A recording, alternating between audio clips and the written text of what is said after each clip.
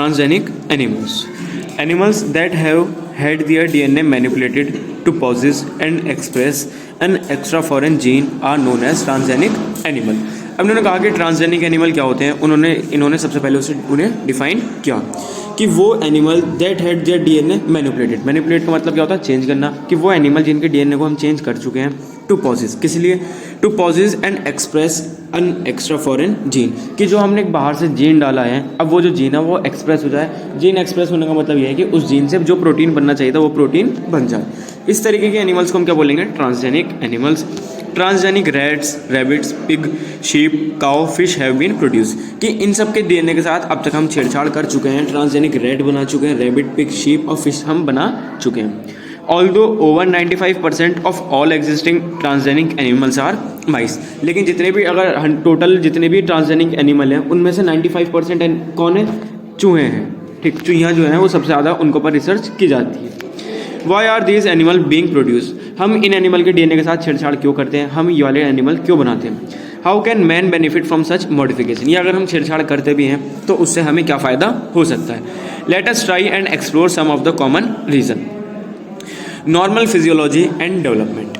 Transgenic animal can be specifically designed to allow the study of how genes are regulated and how they affect the normal functioning of the body and its development. अच्छा, अब उन्होंने कहा कि जो transgenic animal होते हैं उनको हम स्पेसिफिकली अपने हिसाब से डिज़ाइन कर सकते हैं ताकि कौन से वाली मतलब to study of how genes are regulated, कि किस तरीके से जीन जो है वो कंट्रोल किए जाते हैं और किस तरीके से वो असर डालेंगे किसके ऊपर, बॉडी के नॉर्मल फंक्शन के ऊपर। जैसे कि सपोज करो कोई हमारे पास जीन है, हमें नहीं पता उस जीन से क्या होता है, हमने उसे काट के निकाल दिया, लेकिन अब जो चूहा पैदा हुआ उस चूहे की पूंछ नहीं थी, तब हमें पता चल जाएगा कि जो जीन हमने काटा उससे क्या होता है, चूहे की पूंछ बनती है। तो इस तरीके से हमें उसके बारे में पता चलता रहेगा। Example, study of complex factor involve in growth such as like insulin like growth factor, या फिर हम क्या करें कि इंसुलिन वाला जो ग्रोथ फैक्टर है या जो इंसुलिन बनाने वाला जीन है अगर हम उसको हटा दें, ठीक, तो हम क्या देखेंगे कि चूहे के अंदर अब क्या नहीं बनेगा, इंसुलिन नहीं बनेगा। तो उससे हमें पता चल जाएगा कि अच्छा इस जीन से क्या होता है, इंसुलिन बनता था। By introducing genes from other species that alter the formation of this factor and studying the biological effect that result, information is obtained about the biological role of the factor in the body. अब इन्होंने कहा कि अब हम दूसरा तरीका, एक तो यही था कि काट के निकाल दो, या दूसरा तरीका क्या है कि हम बाहर से कोई ऐसे जीन डाल दें that alter the formation of this factor, वो क्या कर दे, वो चेंज कर दे, किस चीज़ को चेंज कर दे कि जो इंसुलिन बनना था अब वो इंसुलिन बन ही नहीं पाएगा। तो अब हमें पता चल जाएगा कि अब जब इंसुलिन नहीं बनेगा तो बॉडी के अंदर किस किस तरीके के बायोलॉजिकल इफेक्ट आएंगे, बॉडी के अंदर किस किस तरीके का असर आएगा। दोबारा समझ लो, एक तरीका क्या है, उसे जीन को या तो हम काट दें या फिर हम एक काम करें कि कोई भी एक जीन है, बाहर से हमने क्या करा, एक दूसरा जीन डाला, वो जो दूसरा वाला जीन है वो पहले वाले जीन को क्या कर देगा, इनएक्टिवेट कर देगा या उसे बेकार कर देगा। जब पहले वाला जीन इनएक्टिवेट हो जाएगा तो जो भी प्रोडक्ट वो बनाता होगा वो नहीं बनेगा। मान लो इंसुलिन बनाता तो इंसुलिन नहीं बनेगा। तो हमें पता चल जाएगा कि अगर इंसुलिन नहीं बनेगा तो बॉडी के अंदर कौन कौन से चेंजेस आएंगे, या वाला जीन अगर खराब हो जाएगा तो क्या क्या चेंजेस आएंगे। ठीक, अब आता है study of disease. Many transgenic animals are designed to increase our understanding of how gene contribute to the development of disease. अब इन्होंने कहा कि बहुत सारे ट्रांसजेनिक एनिमल हमने इस तरीके से बनाए हैं ताकि हम समझ सकें कि जो जीन है वो किस तरीके से कंट्रीब्यूट करेंगे, मतलब उनका क्या रोल होता है किसी भी बीमारी को कराने में। They are specifically made to serve as a model for human disease so that investigation of new treatment for disease is made possible. हम उन्हें इस तरीके से बनाते हैं ताकि हम उन्हें मॉडल के तौर पे इस्तेमाल कर सकें, या हम ये देख सकें कि इस बीमारी का इलाज क्या है या क्या हो सकता है, कैसे हो सकता है। Today transgenic model exist for many human disease such as cancer, cystic fibrosis, rheumatoid arthritis and Alzheimer.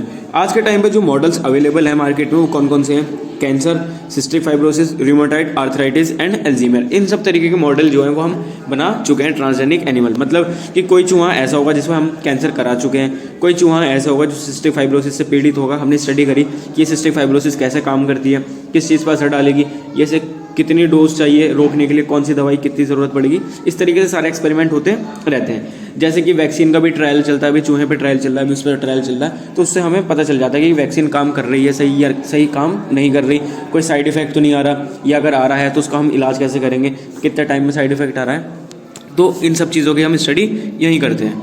अब यहाँ से आते हैं क्वेश्चन बायोलॉजिकल प्रोडक्ट से। Medicine required to treat certain human disease can contain biological product but such product are often expensive to make. अब इन्होंने कहा कि कुछ बीमारियों का इलाज करने के लिए जो दवाइयाँ होती हैं उनमें बायोलॉजिकल प्रोडक्ट होते हैं, मतलब बट सच, लेकिन ऐसे जो प्रोडक्ट होते हैं वो बहुत ज़्यादा एक्सपेंसिव होते हैं बनाने में। Transgenic animal that produce useful biological product can be created by the introduction of a portion of DNA or genes which code for a particular product such as human protein alpha-1 antitrypsin used to treat emphysema। अब इन्होंने कहा अगर हम lab में directly alpha-1 एंटीट्राइप्सिन बनाएंगे तो बहुत ज़्यादा महंगा पड़ेगा, तो हम क्या करेंगे कि कोई ऐसे जीन ढूंढें जिनसे क्या बनता हो alpha-1 एंटीट्रिप्सिन। उस जीन को कहाँ डाल देंगे, किसी बैक्टीरिया के अंदर डाल देंगे। बैक्टीरिया के अंदर जब वाला जीन चला जाएगा तो बैक्टीरिया के अंदर अपने आप ही वाली दवाई बनने लगेगी, फिर बैक्टीरिया से ये वाली दवाई निकाल के मार्केट में बेचने लगेंगे। इस तरीके से क्या होगा कि जो इसकी जो मार्केट वैल्यू थी, पैसे जो थे, इसकी कीमत जो बहुत ज़्यादा थी, अब वो बहुत कम हो जाएगी। तो ये अल्फा-1 एंटीट्रिप्सिन किस चीज़ को ट्रीट करने में इस्तेमाल की जाती है, एम्फाइसीमा। एम्फाइसीमा क्या होती है, एक रेस्पिरेटरी डिसऑर्डर होती है जो लंग्स का सरफेस एरिया होता है उसको वो कम कर देती है। क्यों होती है, सिगरेट पीने की वजह से, स्मोकिंग की वजह से ये हो जाती है एम्फाइसीमा। अब इन्होंने कहा similar attempts are being made for treatment of phenylketonuria. ये लाइन अंडरलाइन कर लेना, इंपॉर्टेंट हो सकती है, पूछ सकता है कि जैसे एम्फाइसीमा के लिए हम दवाई बना चुके हैं उसी तरीके से एक बीमारी और होती है, क्या नाम है उसका, फिनाइलकीटोन्यूरिया।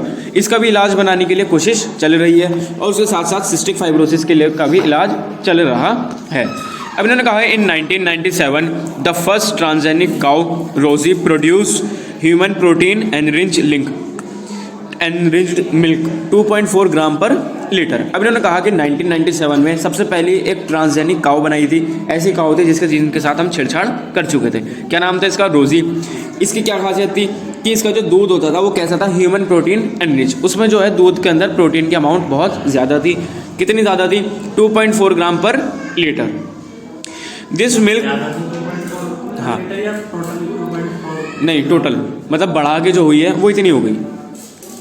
अब इन्होंने कहा the milk contain the human alpha lactalbumin and was nutritionally a more balance product for human babies than natural cow milk. अब इन्होंने कहा कि ये जो मिल्क था इसके अंदर एक प्रोटीन था अल्फा लैक्ट एल्ब्यूमिन, और इस प्रोटीन की वजह से ये जो न्यूट्रिशनली ज़्यादा बैलेंस था, ज़्यादा अच्छा था, किसके लिए, ह्यूमन बेबीज़ के लिए अच्छा था। किसके मुकाबले कि जो गाय का नेचुरल वाला दूध होगा उससे ज़्यादा अच्छा किसका दूध था, रोजी का। अब चौथा ऑप्शन आया vaccine safety. Transgenic mice are being developed for use in testing the safety of vaccine before they are use on humans. किसी भी वैक्सीन को इस्तेमाल ह्यूमन पे इस्तेमाल करने से पहले किस पे इस्तेमाल किया जाता है, माइस पर, चूहों पर वो इस्तेमाल किया जाता है। Transgenic mice are being use to test the safety of polio vaccine. अब इन्होंने कहा कि जो ट्रांसजेनिक माइस है उसका हम यूज़ करते हैं किस चीज़ को टेस्ट करने के लिए, पोलियो वाली वैक्सीन को टेस्ट करने के लिए कि जो ये काम सही से कर रही है या फिर नहीं कर रही। If successful and found to be reliable, they could replace the use of monkeys to test the safety of batches of the vaccine। जब चूहों के ऊपर सही काम असर आएगा तो फिर उसके बाद हम किसके ऊपर चेक करेंगे, मंकी के ऊपर चेक करेंगे। मंकी के ऊपर सही आ जाएगा तो फिर या तो ह्यूमन ट्रायल कराएंगे या फिर अब दूसरा चिंपैंजी वगैरह के ऊपर इसका ट्रायल कराएंगे। अब आता है chemical safety testing. This is known as toxicity और सेफ्टी टेस्टिंग। अब इन्होंने कहा कि जो क्लिनिकल सेफ्टी टेस्टिंग है इसका दूसरा नाम क्या है, टॉक्सिसिटी या फिर सेफ्टी टेस्टिंग। कि जो हमने कोई दवाई वगैरह बनाई है क्या इसके साथ कोई दूसरा टॉक्सिक कोई जहर वगैरह तो नहीं आ गया, क्या ये हमारे लिए सेफ है या फिर नहीं। The procedure is the same as that use for testing toxicity of drugs. जिस तरीके से हम ड्रग्स की टॉक्सिसिटी को चेक करते हैं कि कोई ड्रग हमने बनाया लैब में, दवाई है इलाज के लिए, क्या कि उसके अंदर कोई टॉक्सिसिटी तो नहीं है, क्या उसका कोई साइड इफेक्ट तो नहीं आ रहा। Transgenic animal are made that carry genes which make them more sensitive to toxic substance than non-transgenic animal। इस लाइन को अंडरलाइन कर लो, ये इंपॉर्टेंट है। अब उन्होंने कहा कि जो ट्रांसजेनिक एनिमल है उसके अंदर हम क्या डालेंगे, कुछ ऐसे जीन्स डालेंगे, उस जीन की वजह से क्या होगा, ये और ज़्यादा सेंसिटिव हो जाएंगे, मतलब इनका जो इम्यून सिस्टम होगा और ज़्यादा वीक हो जाएगा। जब इम्यून सिस्टम वीक हो जाएगा तो जो टॉक्सिक है, जो जहर है, उसका इनके ऊपर और भी ज़्यादा जल्दी असर होगा। किसके मुकाबले, नॉन ट्रांसजेनिक एनिमल के मुकाबले। मतलब हमने कोई दवाई बनाई, उसके अंदर कोई टॉक्सिक है, कोई जहर वगैरह उसके अंदर धोखे से आ गया, हमने एक नॉर्मल चूहे पे डाला तो उस जहर का असर आने में कितना टाइम लग रहा है, 5 दिन लग रहा है। अच्छा, लेकिन जो हमारा दूसरा जिसके अंदर हमने जीन डाल दिया, जो ट्रांसजेनिक है, उसके अंदर डाला तो उसके अंदर जहर का असर 1 दिन में ही आ जाएगा। तो इससे क्या होगा, हमारा टाइम बच जाएगा। इस तरीके से इनका यूज़ किया जाएगा। They are then expose to the toxic substance and then effect studied. फिर उसको हम क्या करेंगे, उनकी बॉडी के अंदर टॉक्सिक सब्सटेंस डाल देंगे और फिर उसके बाद हम उसके असर इफेक्ट का हम स्टडी करेंगे कि ये काम कैसे करता है। Toxicity testing in such animal will allowed us to obtain result in less time. अब इन्होंने कहा कि जो टॉक्सिसिटी जो हमने टेस्ट किया इन एनिमल के ऊपर, हमें जो रिजल्ट मिलेगा वो कम टाइम में मिलेगा। कम टाइम में क्यों मिलेगा? क्योंकि इनका इम्यून सिस्टम क्या हो जाएगा, कमज़ोर हो जाएगा, वीक हो जाएगा। इम्यून सिस्टम क्यों कमज़ोर हो जाएगा? क्योंकि हमने बाहर से क्या डाले, इनके अंदर जीन्स डाले हैं। अब आता है ethical issues. The manipulation of living organism by the human race can not go on any further without regulation. अब इन्होंने कहा कि जो हम मैनिपुलेशन करा, चेंजेस लाए किसके अंदर, लिविंग ऑर्गेनिज्म में। कौन लाया लिविंग ऑर्गेनिज्म में? ह्यूमन रेस की, इंसानों की बिरादरी लाई। Can not go any further without regulation. अब हम इस चीज़ को और आगे नहीं बढ़ा सकते जब तक हम इसमें कोई कंट्रोल वगैरह या कोई रेगुलेशन वगैरह, रूल्स वगैरह नहीं बना लें। Some ethical standards are required to evaluate the morality of all human activities that might help or harm living organism। अब उन्होंने कहा कि हमारे लिए कुछ ज़रूरी है कि हम कुछ ethical standards बना लें, कुछ rules बना लें जो क्या करें, जो evaluate करें morality of all living human activities, कि जितने भी humans activities हो रही हैं इन सब को वो कंट्रोल करें और वो हिसाब से चलाते रहें कि किसी इन एक्टिविटी की वजह से किसी को फ़ायदा हो रहा है या नहीं हो रहा है, या किसी को कुछ ज़्यादा नुकसान हो रहा है या फिर नहीं हो रहा। Going beyond the morality of such issues, the biological significance of such thing is also important. Genetic modification of organism can have unpredictable result when such organisms are introduced into the ecosystem। ये वाली line थोड़ी सी important है। अब उन्होंने कहा genetic modification of organism, जब हमने किसी ऑर्गेनिज्म के साथ जीन में छेड़छाड़ करी, कैन हैव अनप्रेडिक्टेबल रिजल्ट। ऐसा भी हो सकता है कि बहुत बार रिजल्ट कैसा आ जाए, अनप्रेडिक्टेबल आ जाए, कि हमने सोचा ही नहीं था कि कुछ इस तरीके के चेंजेस आ जाएंगे किसी लिविंग के अंदर और उसके अंदर ऐसे चेंजेस आ जाएं। When such organisms are introduced into the ecosystem, और जब हम इस इकोसिस्टम में इन ऑर्गेनिज्म को डाल देंगे तो और भी ज़्यादा बुरे असर आ सकते हैं या फिर अनप्रेडिक्टेबल रिजल्ट आ सकते हैं। इस वजह से इसका थोड़ा सा ये साइड इफेक्ट रहता है। Therefore, the Indian government has set up organization such as GEAC, Genetically Engineering Approved Committee, which will make decision regarding the validity of genetically modified research and the safety of introducing genetically modified organism for public service। अब इन्होंने कहा कि जो India की government है उसने एक ऐसी ऑर्गेनाइजेशन बनाई है, क्या नाम है उसका, GEAC। वो क्या करेगी, वो डिसीजन लेगी कि अगर किसी आदमी ने कोई जेनेटिकली मॉडिफाइड ऑर्गेनिज्म बनाया है कि उसे हम नेचर में डालेंगे या नहीं डालेंगे, क्या उसे हम पब्लिक सर्विस के लिए इस्तेमाल करेंगे या फिर नहीं करेंगे।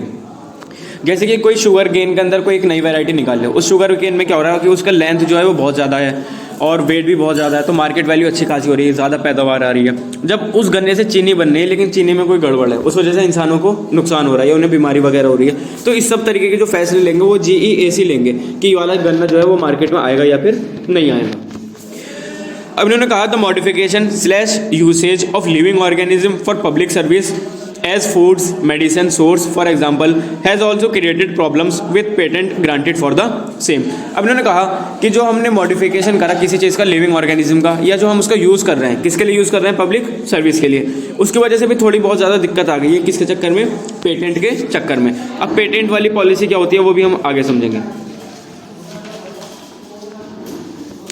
ठीक, अब इन्होंने कहा there is growing public anger that certain companies are being granted patent for products and technologies that make use of the genetic material, plant and other biological resources that have long been identified, developed and used by farmers and indigenous people of specific region slash country. अब देखो इन्होंने कहा यहाँ पे बार बार एक word आ रहा है patent. Patent का मतलब क्या होता है? पेटेंट का मतलब समझो लाइसेंस होता है। जैसे कि मैंने कोई नया चिप्स ओरिजिनेट करा, कोई भी नाम समझ लो, ठीक, कोई सा भी एक चिप्स है, जैसे कि सपोज करो मैंने क्या बनाया, मैंने कुरकुरे की कंपनी है मेरी, ठीक। अब फहद है, कोई भी एक दूसरा लड़का है, वो क्या कह रहा है कि भाई मुझे भी एक ये वाली कंपनी तुम्हारी खोलनी है, ये वाला मुझे तुम्हारा प्रोडक्ट बेचना है, तो मैं कहूँगा भाई मेरा पेटेंट इतने का है, तुम इतने करोड़ रुपए दो, अब पेटेंट मुझसे ले लो। अब ये जो कंपनी है इसका थोड़ा बहुत तुम भी अपनी तरफ से कुरकुरे वगैरह बना सकते हो, तो इस चीज़ को पेटेंट बोलते हैं। जैसे कि शुगर केन की कोई वैरायटी है, वो मैंने बना ली, उसमें क्या फ़ायदा है कि ना तो वो बीमार पड़ती और हाइट भी बहुत ज़्यादा और वज़न भी बहुत ज़्यादा। अब कोई दूसरा आदमी आ रहा है, वो कह रहा है कि भाई मुझे भी ये वाला गन्ना अपने खेत में बोना है, या फिर मुझे भी इस गन्ने से बीज बना के मार्केट में बेचने हैं, तो मैं कहूँगा कि भाई जो मैंने बनाया है वो उस पर तो मेरा हक है, मेरा पेटेंट है उस पर, तुम एक काम करो मुझसे पेटेंट खरीद लो, मुझे पैसे दे दो, मैं तुम्हें पेटेंट दे दूँगा, तुम गन्ने से सीड बनाओ, उसे बेचते रहो। तो अब इन्होंने कहा there is growing public anger, कि जो लोग हैं वो बहुत ज़्यादा नाराज़ हो रहे हैं। क्यों नाराज़ हो रहे हैं? That certain companies are being granted patent, कि कुछ कंपनी ऐसी है जिनको पेटेंट मिल रहा है। किस चीज़ का मिल रहा है? के लिए मिल रहा है, प्रोडक्ट के लिए और टेक्नोलॉजीज़ के लिए। That make use of the genetic material, मतलब उन कंपनी को इस तरीके के पेटेंट मिल रहे हैं कि वो इस्तेमाल करते हैं। किस चीज़ का इस्तेमाल करेंगे? जेनेटिक मटेरियल का, प्लांट का, या फिर दूसरे बायोलॉजिकल रिसोर्स का। ऐसी चीज़ें जो पहले आइडेंटिफाई हो चुकी हैं, डेवलप हो चुकी हैं। किसकी वजह से? फार्मर की वजह से, या इंडिजिनस पीपल जो वहाँ पे पहले रहते थे उसकी वजह से। अब यहाँ पे इसका आगे एग्जाम्पल आएगा। Rice is an important food grain the presence of which goes back thousand of years in Asia's agriculture history, कि जो राइस है वो एक बहुत ज़्यादा इंपॉर्टेंट फूड ग्रेन होता है, बहुत ज़्यादा यूज़ किया जाता है, और एशिया की एग्रीकल्चर हिस्ट्री का ये बहुत ज़्यादा पुराना अहम पार्ट है। There are estimated 2 lakh varieties of rice alone in India. ये लाइन इंपॉर्टेंट है कि इंडिया अकेले में चावल की कितनी वैरायटी है? 2 लाख वैरायटी है। The diversity of rice in India is one of the richest in the world, कि जो सबसे ज़्यादा वैरायटी मिलती है चावलों की इंडिया में, पूरी दुनिया में वो सबसे ज़्यादा यहाँ देखने को हमें मिलेगी। Basmati rice is distinct for its unique aroma and flavour, कि जो बासमती राइस है वो यूनिक है, डिस्टिंक्ट है। किस लिए यूनिक है? यूनिक अरोमा, अरोमा बोलते हैं खुशबू, वो किसके अंदर से खुशबू भी बहुत अच्छी आती है और उसका फ्लेवर भी बहुत अच्छा है। And 27 documented varieties of basmati, और इंडिया के अंदर कितनी वैरायटी बासमती की है? 27 है, डॉक्यूमेंटेड है, मतलब उनका पेटेंट बन चुका है। There is reference to basmati in Asian text, folklore and poetry as it has been grown for centuries. और जो बासमती का जिक्र है वो कहाँ पर? एशियन टेक्स्ट की जो पुराण है, मतलब जो इनकी किताबें वगैरह होती हैं, रिलीजियस बुक्स जो होती हैं, वहाँ पे या शेरो शायरी में भी इसका बहुत ज़्यादा जिक्र देखने को मिलता है। क्यों? क्योंकि ये बहुत टाइम पहले से बनती हुई आ रही है। यहाँ से क्वेश्चन आएगा इन 1997 कि 1997 में क्या हुआ? An American company got patent right on basmati rice through US patent and trademark office, कि अब 1997 में क्या हुआ कि एक अमेरिका की कंपनी थी, उसे पेटेंट मिल गया था। किस चीज़ के ऊपर पेटेंट मिला था? बासमती राइस के ऊपर पेटेंट मिल चुका था। कहाँ से मिला था? यूएस पेटेंट ट्रेडमार्क ऑफिस से उसने अपना पेटेंट बना लिया था। This allow the company to sell a new variety of basmati in the US and abroad. उस पेटेंट की वजह से इस कंपनी को लाइसेंस मिल गया था, ये उस बासमती राइस की वैरायटी को पूरी दुनिया में और यूएस में बेच सकती थी। अब जब इन्हें पेटेंट मिल चुका है, उसके अलावा अगर कोई और भी बेचता तो जो दूसरा आदमी बेच रहा है बिना पेटेंट लिए, उसके ऊपर केस हो सकता था। This new variety of basmati had actually been derived from Indian farmers variety. ये जो नई बासमती ये कह रहे थे वो एक्चुअल में कौन सी वाली वैरायटी थी? ये इंडिया के फार्मर वाली वैरायटी थी, इंडिया के किसानों की। Indian basmati was cross with semi dwarf varieties and claimed as invention और अ नोवेलिटी। अब इन्होंने कहा कि जो यूएस वाले थे, अमेरिका वाले थे, उन्होंने क्या करा कि जो इंडिया की बासमती उसे क्रॉस कराया, मतलब रिप्रोड्यूस कराया किसके साथ? सेमी ड्वार्फ वाली वेराइटी के साथ। और जो नया प्रोडक्ट, जो नए वाले बीज बने, उसको इन्होंने कहा अ इन्वेंशन और अ नोवेलिटी। अब इन्होंने कहा the patent extends to functional equivalent, implying that other people selling basmati rice could be restricted by the patent। अब इन्होंने कहा कि जो पेटेंट है उसके फायदे से क्या हो सकता था कि अगर उस कंपनी के अलावा, यूएस वाली कंपनी के अलावा कोई दूसरी कंपनी या कोई दूसरा आदमी इसी चावल को बेचता मार्केट में, तो उसे ये रोक सकते थे, रेस्ट्रिक्ट कर सकते थे। किस वजह से रेस्ट्रिक्ट कर सकते थे? पेटेंट की वजह से रेस्ट्रिक्ट कर सकते थे। उस दूसरे आदमी पे केस चल सकता था। Several attempts have also been made to patent use product and processes based on Indian traditional herbal medicines। अब उन्होंने कहा कि जो बाहर के लोग हैं उन्होंने बहुत ज़्यादा कोशिश करी कि जो हमारी यहाँ की लोकल की चीज़ें हैं, यहाँ के लोकल के जो प्रोडक्ट हैं, ये जो प्रोसेस हैं, काम करने के तरीके हैं, उनके ऊपर ये बाहर की कंपनी अपना अपना पेटेंट बना ले। किस चीज़ के ऊपर कोशिश की गई थी?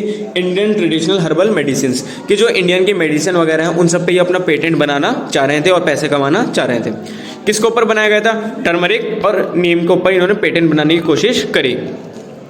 If we are not vigilant and we do not immediately counter this patent application, other countries / individual may encash on our rich legacy and we may not be able to do anything. अगर हम जल्दी से इसके खिलाफ कोई action नहीं लेते, कोई काउंटर केस नहीं करते इन पेटेंट एप्लीकेशन के खिलाफ, तो जो दूसरी कंट्रीज से या जो दूसरी इंडिविजुअल वगैरह थे वो मे इनकैश, वो हमारे उसके ऊपर पेटेंट बना लेते और वो पैसे कमाते रहते और हम कुछ भी नहीं कर पाते।